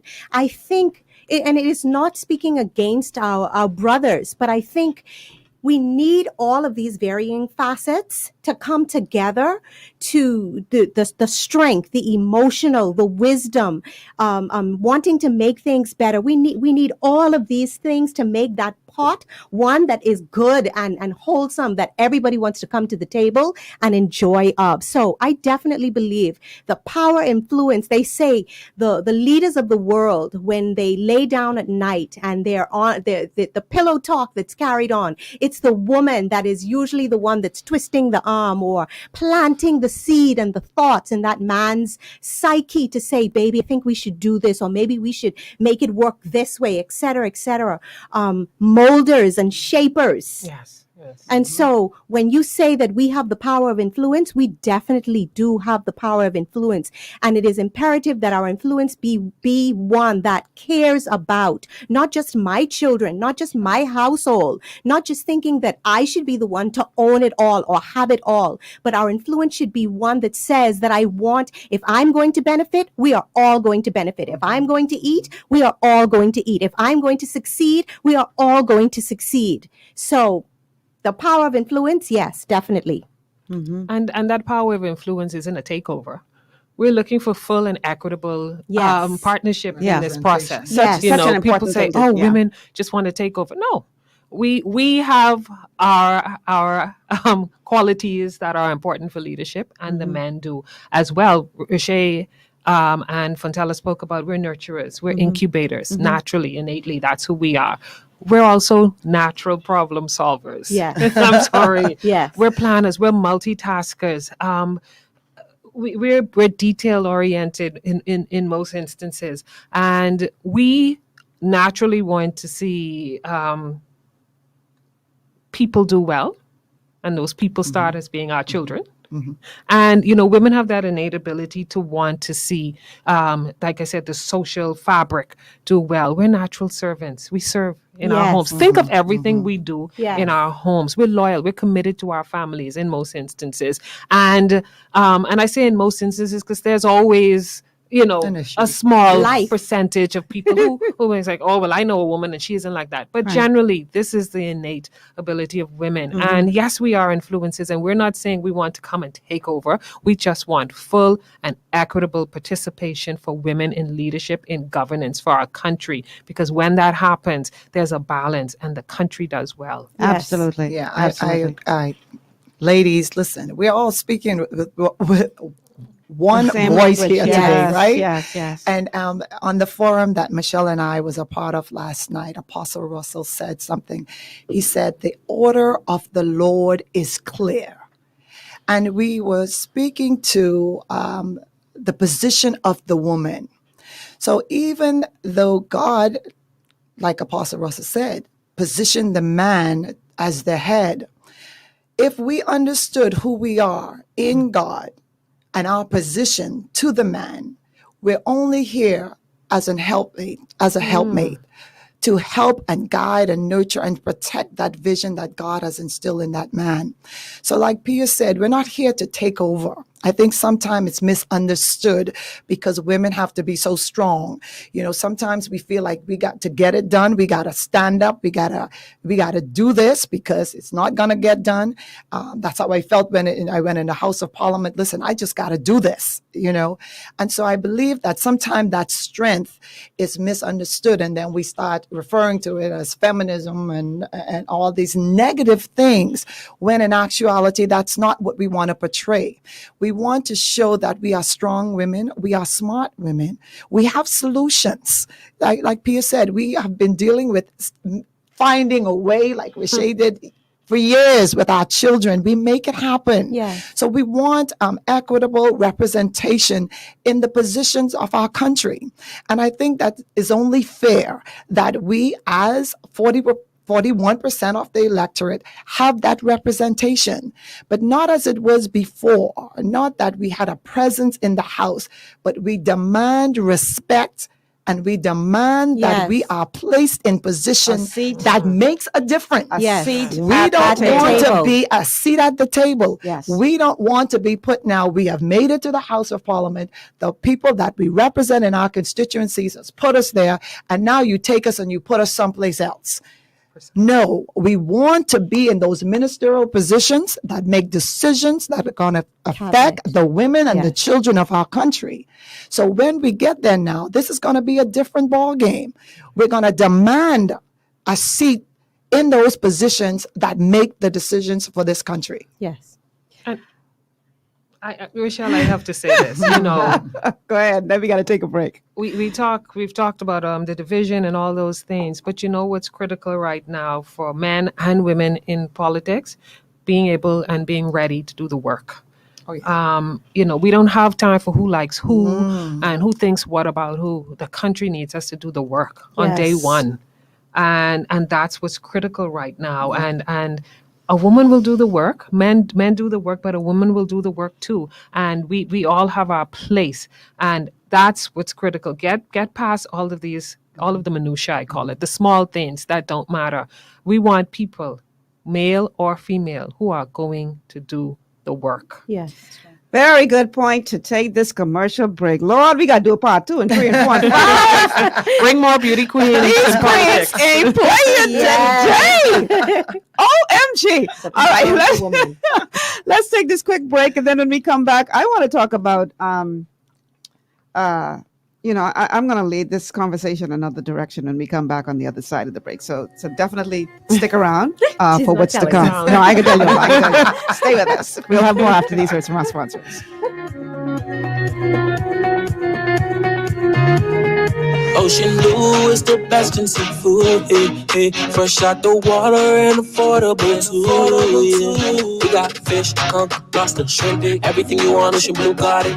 Ocean Blue friendly, best service you ever seen. Ocean Blue is the best in seafood. Yeah. Fresh out the water and affordable too. Yeah. Ocean Blue Seafood, we are here for you. Ocean Blue Seafood, no one else will do. Ocean Blue Seafood, located on Burnett Road. Contact us at 393-2160. Understanding your microbiome, also known as your gut ecosystem, can change everything you thought you knew about nutrition, digestion, immunity, and metabolism. Keeping your gut ecosystem healthy and balanced is essential. Ultimate Microbiome by Longevity was specifically formulated to optimize this ecosystem. It provides the advanced support your gut needs through prebiotic, probiotic, and postbiotic supplementation. Our unique blend of probiotics includes Lactobacillus and Plantarum, healthy bacteria that can help prevent harmful bacteria from taking over your gut. Increasing your gut's population of beneficial bacteria creates a more balanced gut microbiome, which has been shown to aid in weight loss, skin health, sleep, mood, and may even help with seasonal allergies. Ultimate Microbiome also promotes the production of postbiotics. Postbiotics are key to help regulate your gastrointestinal health.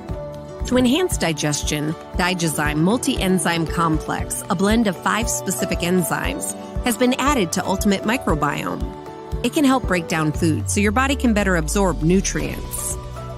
Plus, we've added our proprietary I-26 hyperimmune egg powder to aid in the elimination of disease-causing gut bacteria and help your body balance its immune response. Ultimate Microbiome, the scientific, proprietary, and holistic approach to gut health that helps optimize your body's entire gut ecosystem. To learn more, contact your Longevity associate. One of the things I love about the mailboat is their relationship with Bahamas Air. I can earn travel points on my international freight and redeem them when I fly. For me, online shopping is easy, with mailboats U.S. addresses and regular freight delivery to Nassau. Plus, I can always prepay customs and freight, and they always notify me when my package arrives. Yeah, a lot of people think the mailboat is just for shipping, but they also offer a safe and secure storage facility at affordable rates, all in a central, convenient location. We also offer passenger service into Freeport multiple times per week with a seating capacity of over 450 persons. With family movies on large screens, one hot meal included, and on-board lounge for snacks and soft drinks. We're the mailboat. We're bridging people, products, and places.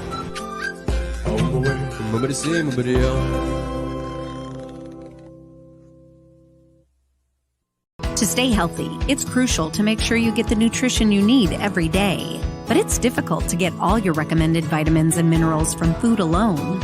Even in the United States, 94% of people are deficient in at least one nutrient. Beyond Tangy Tangerine 2.0 by Longevity is a simple, convenient, and affordable way to help your body get the essential nutrients it needs. It's an advanced plant-driven multivitamin mineral complex that contains certified organic whole foods, trace minerals, and antioxidants. BTT 2.0 supports your body's natural defense system with a proprietary blend of energy-boosting and body-loving nutrients, plus prebiotics, probiotics, amino acids, and enzymes that support digestion. With an unusually high ORAC score of 8,000, you get even more antioxidants to help combat free radicals that can cause damage to your cells. But to get the most benefit and value from any multivitamin, your body must be able to break down the nutrients so you can fully absorb them. Otherwise, they'll just pass through your system without doing any good. Beyond Tangy Tangerine 2.0 was specially formulated with synergizing cofactors to ensure you get maximum nutrient absorption. Beyond Tangy Tangerine 2.0 is the easiest way to give your body the balance and complete daily vitamin mineral supplement it needs for optimal support of your overall health. To learn more, contact your Longevity associate. This portion of GPS is brought to you by Tiki Bikini Hut at Junkanoo Beach. Great food, cool tropical drinks, and family fun in the sun. And by BMP Liquidators. High-quality furniture and home goods at very reasonable prices. Global Paradigm Shift on Glory 93.9 FM. I'm your host, Michelle Malcolm. I am talking to former beauty queens who have thrown their crowns in the ring and are now vying for political office. Specifically, here in the studio is Pia Rolle, the Progressive Liberal Party's candidate for Golden Gates. We have Fontella Dean Chipman Rolle, who is an independent candidate for Fort Charlotte. And we have Richa Sands, who is with the Coalition of Independents in Killarney. Very good. Yes. Into the lion's den. Yes. So, ladies, I promised I was going to take this in another direction. And by the way, during the break, we were talking about how we're going to have them back on to discuss specific issues. No, because, It's a lot to discuss. But I want to take this in another direction.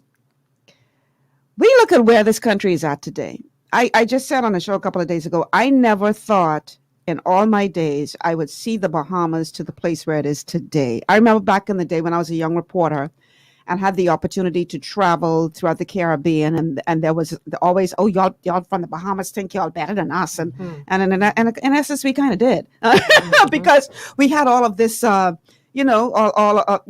Bahamas had it going on. We were, in a good place financially, and we were the envy of the region. And I look at my country today, and I do not recognize it. I remember the very first trip I made to Jamaica. At the time, reporter, I spent 2 weeks in Jamaica on a course for women in broadcasting. The Broadcasting Corporation of the Bahamas sent me there for this 2-week course. And I remember when I was picked up from the airport and driving to the home where I stayed, and I saw a little boy on the side of the street with a sign that said, "I will work for food." And I thought to myself, my God, what poverty. And here I was feeling guilty because at the time I was driving a Beamer and I was complaining that the price of gas was too high for my Beamer, right? My BMW, right? And I'm thinking, my God, Michelle, you need to repent. We as Bahamian people need to repent because we have it so good compared to what these people deal with. But guess what, y'all? That kind of poverty, what I saw back then, is what we living with in this country today. Present. Now, here's where I'm going with this. You may say, oh, women so emotional and all this and the next. But maybe we need some emotion in leadership. Of course. Because there's empathy. There seems to be this lack of compassion. You see your people suffering and you don't seem to care. Yes. I want your ladies to chime in on this because I am very passionate about this. I don't think that we had to be in this bad a position in this country. Remember I said earlier that, we must come from a place of caring for our nation and our people organically. Those of us that have stepped forward in leadership. I'll give an example or a story from my constituency. As I go door to door and there are people hurting, and, when they ask for assistance, or I get phone calls to my campaign phone or to my personal email. I mean, people will find you and they say, I don't live in Golden Gate, but Ms. Rolle, I see what you're doing and I need your help. And I say, okay, because I'm not in this only for Golden Gates. I'm in this because our country and our people need help. Or back to what I was saying in moving through Golden Gates, I have people who are probably a part of my team who would say, Miss Rolle, you helping them? They is and so constitute or so and so, right, you know? And I'm like, I don't care. They are in Golden Gate and they are hungry and they need, and I don't care what their political affiliation is. I'm going to assist them. And, now people who I'm surrounded with realize it don't matter who these people supporting, Ms. Rolle can help them if they ask for help. And that's where we need to be. We need to be in a place where it's Bahamians first. It's so cliche, and people come into politics and they say, oh, I'm about the nation. But guess what? You can't fake for 5 years. So when you come in and you for the people and you for this one and that one and oh, my heart. And then you get tired of acting because you can't pull this Grammy Award-winning performance for 5 years. So you got to be real. Some of them don't pull it for 6 months for you. Be real. They don't pull it for 6 months for 2 days. You got to be real. And I'm warning people who are in the political realm now, who are, you still have time to step off if you're not doing this for real. For the right reasons. Because our people, I told you earlier, I prayed, the people who are in to serve, the people who are in to do the work, and the people who honestly are in it for the betterment of our nation, dear Lord, let them be victorious. Yes. No matter which party they represent. I agree. I believe that they could play it for 6 years, Michelle. Some people good like that. I believe they good like that, you see, because it's worth it to play it for 6 years. The people who go there with the wrong intentions, honey, they're not going to drop down that guard. It's too lucrative. It's too lucrative. So if that's feeding me, baby, I could smile all day. I could smile all day. But you know what cannot be played for those 5 years, and what I see is happening is the awakening of the people. That's what's happening. You see, we could go there and they could sit in there and bomb the desk as much as they want, but the people are seeing through those persons now who said they went there for a mission. So that's what is changing, you see, because they will try and get back there another 5 years. Our leadership is already planning when our nation is hurting. Our leader is already saying what he's going to do the next time, and he hasn't done anything for our hurting people now. So you're telling me they wouldn't play? Oh, yeah, they'll play it. They'll play it until they can't play it no more. But now the awakening of the people, hallelujah, with God will shift this and let you know that if your purpose wasn't with the right intent, you too will be gone. Amen. So as the people awake now and we move, things are going to be moving in a different era. So I look forward to that. I just want to inject that in while Peter was saying that. I just want to say, Michelle, you said, you've never seen our country the way that you're seeing it right now. It's so very true. We have people sleeping in their cars. We have people sleeping in abandoned buildings. We have people walking from one side of this island to the next side of this island with everything that they own in a pillowcase. And it's heartbreaking. And like my sisters have said, I think because we have gotten to this point where we're feeling like our backs against the wall and we have nowhere to turn, our ears are becoming more opened, our eyes are becoming more opened, and we are now beginning to pay attention to what the truth is. The truth was always there, but because now we found ourselves in such a hard-pressed position, and now we hear the voices being spoken louder and the information being disseminated, documents being brought forward of dealings that have happened throughout the courses of decades, and individuals who have been holding hand in hand with each other against the Bahamian people because, like Fontella said, their pockets were greased, or they benefited, that their families from one generation to the next have benefited. And I think that it's when we've gotten to this place of being hard pressed and feeling like we have absolutely nowhere else to turn. We can't pay our mortgages. Our homes have been repossessed. Our cars have been repossessed. We are trying to figure out where we're going to find food. How are we going to take care of our children's education, all of these sorts of things, that we sit down and our environment becomes a little bit more quiet and we begin to see and hear and know, because God is saying, I need you to comprehend what has been going on so that you can wake up, your eyes can be opened, and that you can make a change, turn around. And so I believe that it is imperative for us as we move into today is the first day of July. Yes. So in another few days, we celebrate another year of independence. We celebrate, I think this is our 48th year. We're celebrating our 48th year. And it's high time that we begin to see changes and ownership in our country straight across the board, from the individuals who we consider to be in the places that's called the ghetto. And I say this, in a 7x21 environment, there should be no ghettos in our country at all. This country is too small. Wow. We are too small of a people.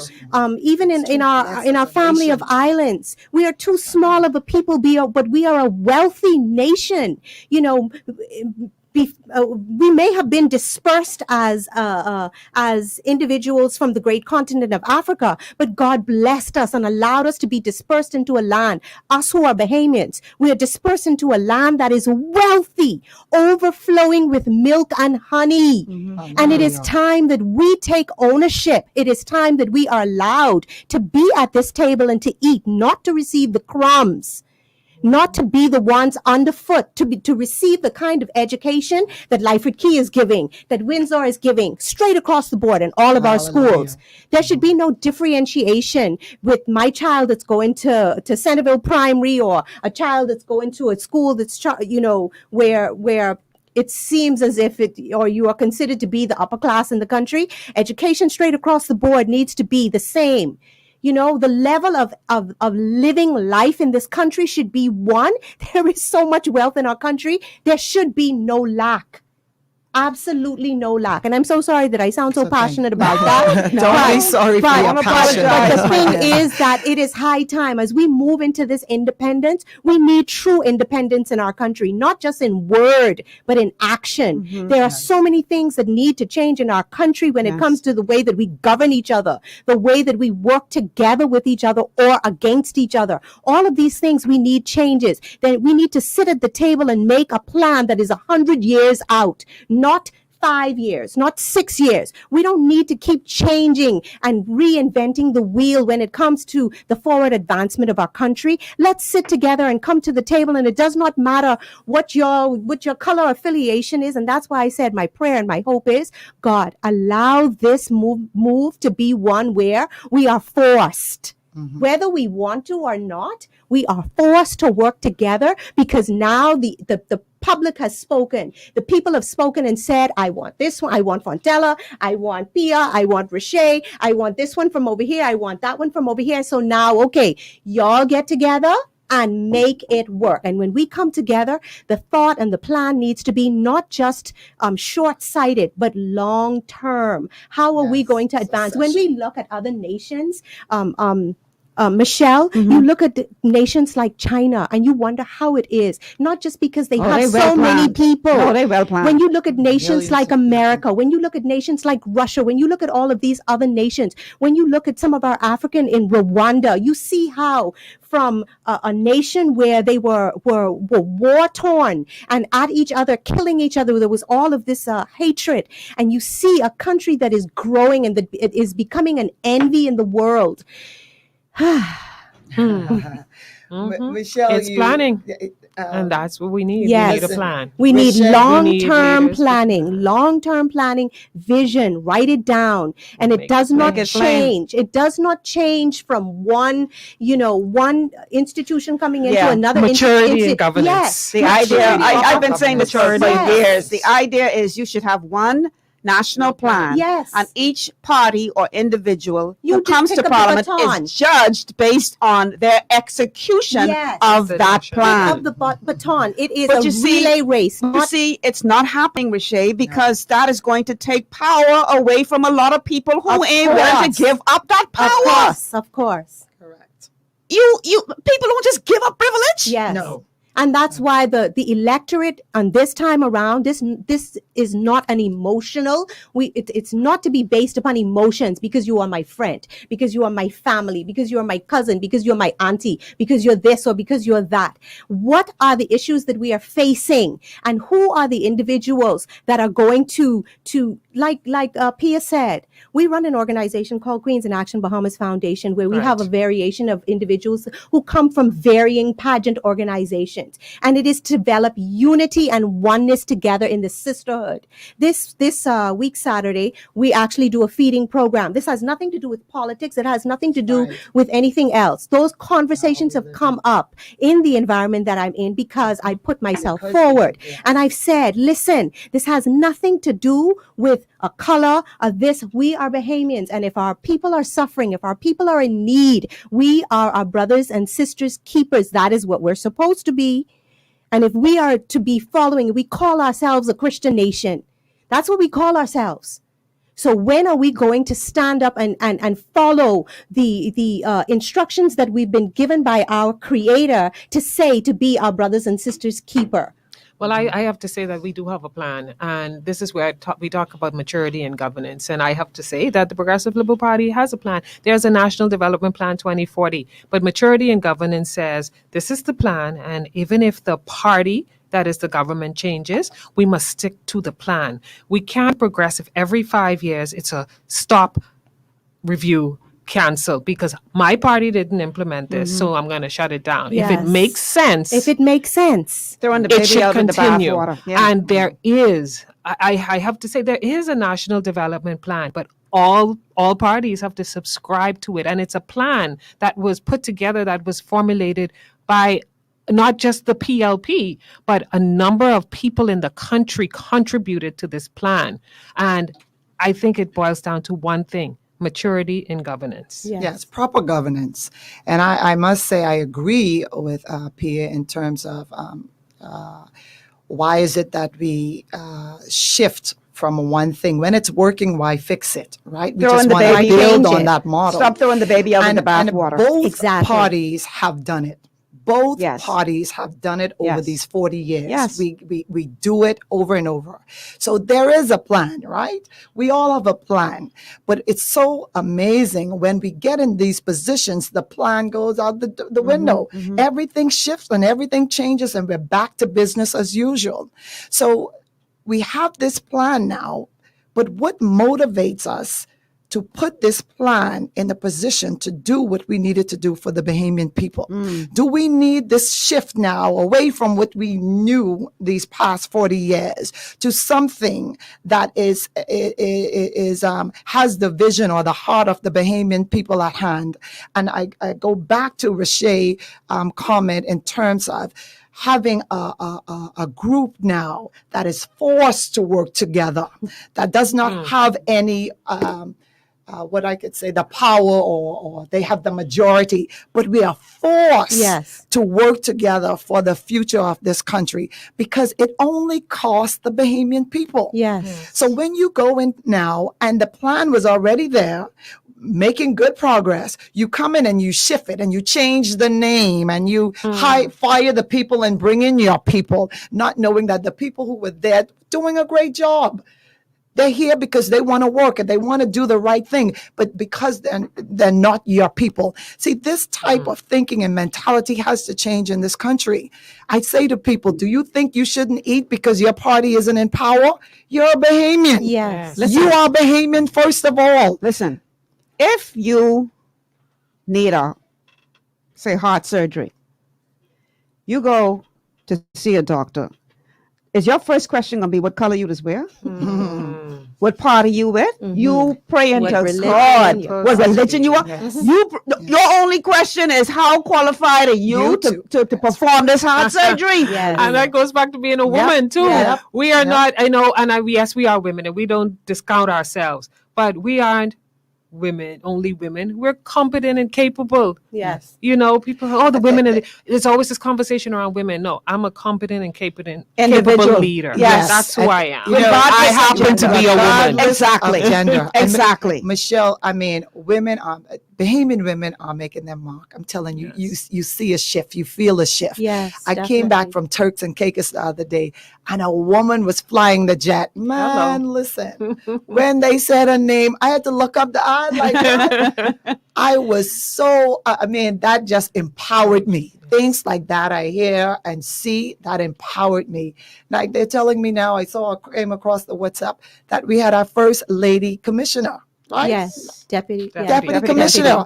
That there is empowering Yes. things. The shift Absolutely. has started. Yes. The shift has Yes. started. So God bless her. Hopefully she'll be going into that position with a vision like us, inclusive of what we know we need to do to bring change to this country, in that position that a woman has never been. You will sense it. You will feel it.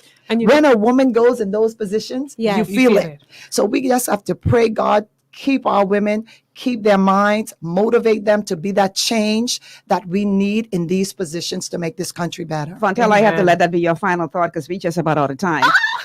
So Pia, I'm going to go to you next. Final thoughts. You got 1 minute.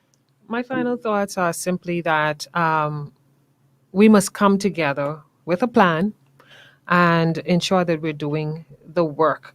It's critical for our people right now.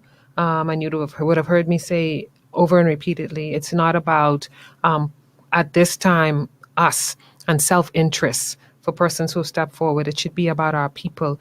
We're at breaking point now or never. It's a critical time.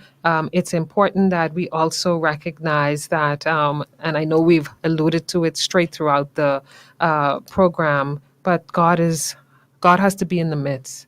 The power of prayer is real. We must ask him to order our thoughts, our steps, our actions, because we want to make sure that we're not only great servant leaders, but women and leaders of integrity. We must not ask, we must not be in this to say we're going to do for our party only. Of course, we're all affiliated with parties, and yes, but we want to make sure that we are here for the people, and that's most important to me. Roche, 1 minute. Yes, inclusion is what I'm hearing, and bottom line, that's what I'm going to say. There is no I in team, and it takes team effort, and the same stands for our country. It takes all of us as Bahamians. Education is an extremely important avenue and tool that we need to use to change mindsets. I like the saying, educate to elevate. It's time that we change the standards, that we elevate our views and our perspectives, and that we become the light and the diamond that can be seen from outer space, that we truly become that in the world. Woo! My God. We need another 2 hours. If I were a judge, I would know who to pick. Ladies, thank you so much. I will definitely have you all back on because we have to discuss real issues that are facing this country. But we are out of time, y'all. We got to get out of here. Jamila says, great show, Lady Malcolm. Bring all the women hopefuls. Let's hear from them. And then Kevin is sending a correction saying that she's not the first deputy commissioner. She's replacing the first woman deputy commissioner. She's the second deputy commissioner. Okay. All right. Awesome. Thank you for that correction. I appreciate y'all so much. Thank you. You are all Michelle. very special to me. Y'all are all amazing women, inspiration to the little girls out there. Yes. And let's continue Thank you, to do Fort great Charlotte. work. All right. All right. That's going to do it, people, for today's show. Tomorrow is Friday, so you know that means open line show where we give you an opportunity to get off your chest whatever you have on your mind. I'm Michelle Malcolm. Thank you so much for joining us. Thank you. And I'll see you guys tomorrow.